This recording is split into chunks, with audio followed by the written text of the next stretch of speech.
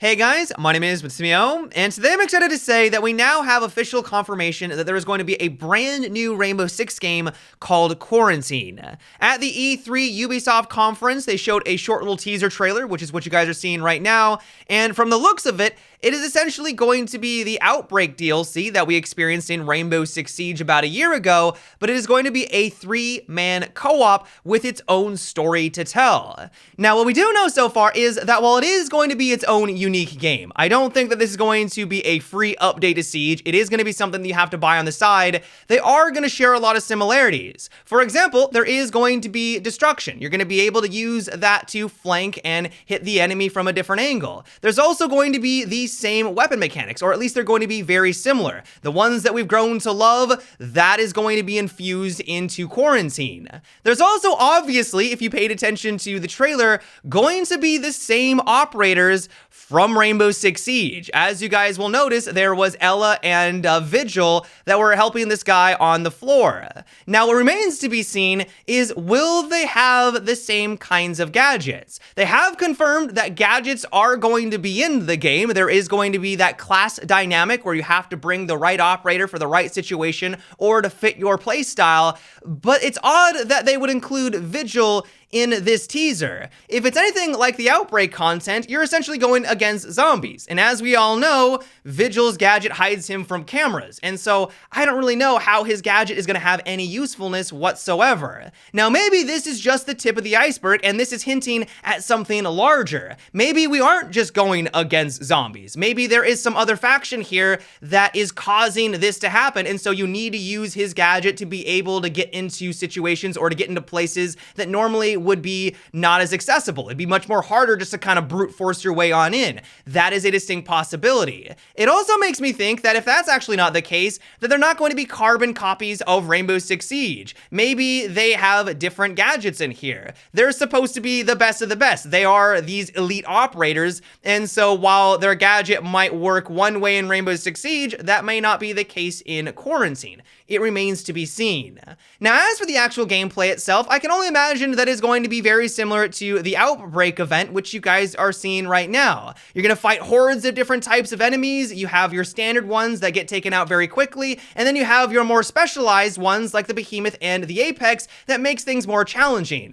The hope that I do have, though, is that they are going to give us way more variety in the kinds of zombies that we're going against. If this is going to be a PvE co-op experience, the variety is going to be the spice of life. If they only give us a couple of more from the Outbreak content, I can't imagine this lasting all that long. And so I'm crossing my fingers that they are going to bring something more, either having a wide variety of different zombies to go against, or like we talked about earlier, maybe there is a faction that you're trying to stop that is also going to mix up that kind of gameplay. The one thing that I do really want from this game, though, is a complete story and one that expands upon the characters that we've grown to love. You've already shown that there's going to be Ella and Vigil. In the promotional art, it looks like there is Lion in there. Now, I don't think that they're going to have every single operator in Rainbow Six Siege represented here. I doubt that's going to be the case. We already have a lot, and to get all of their gadgets to work in this kind of scenario, in this context, probably just simply wouldn't work. But if you're able to narrow it down and bring us a complete story surrounding a specific amount of operators,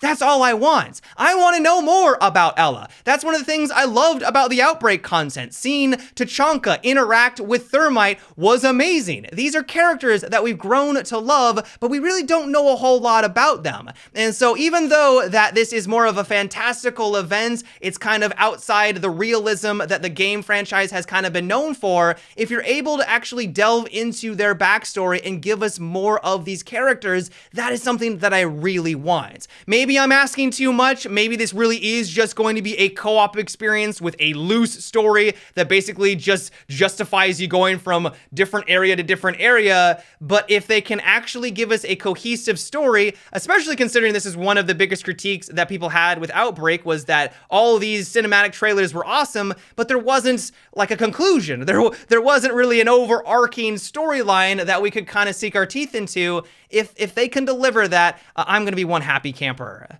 One thing that is worth noting, because I've already seen some criticism about the game pop up, is that this is its own development studio. If you think the developers that are working on Rainbow Six Siege have been pulled away to work on this, apparently that's not the case. They have their own team, they're working maybe alongside with them, they're going to collaborate because obviously they share similarities, but it is going to be its own dev team, and so hopefully that isn't going to take anything away from the actual content that we get for Rainbow Six Siege. Overall though, I'm really excited to learn more about this game. You guys know I'm a huge fan of Rainbow Six Siege. I love the gameplay itself, and if they're able to infuse that into a co-op experience, bring us a story that's actually interesting, a lot of unit variety, this could be a really fun game to experience with friends. I'm not expecting it to be groundbreaking, revolutionary, but it could be a lot of fun. We are gonna have to wait and see. But yeah, guys, that is what it for today's video. I hope you enjoyed. What I do find funny about this entire thing is that it basically confirms that we, the player base, were essentially the testers or the guinea pigs to see if this was something that Ubisoft wanted to pursue. And honestly, it makes sense. Ubisoft spent a lot of time and investment on the Outbreak content, and a lot of people, me included, were quite puzzled that this wasn't something that they were going to bring back into Rainbow Six Siege. Especially considering that they've been doing these events every once in a while, a lot of us thought that it would see a return. They have confirmed that wasn't the case, and so many of us were thinking, why put so much effort into it if there was only going to be that brief window to actually enjoy said content?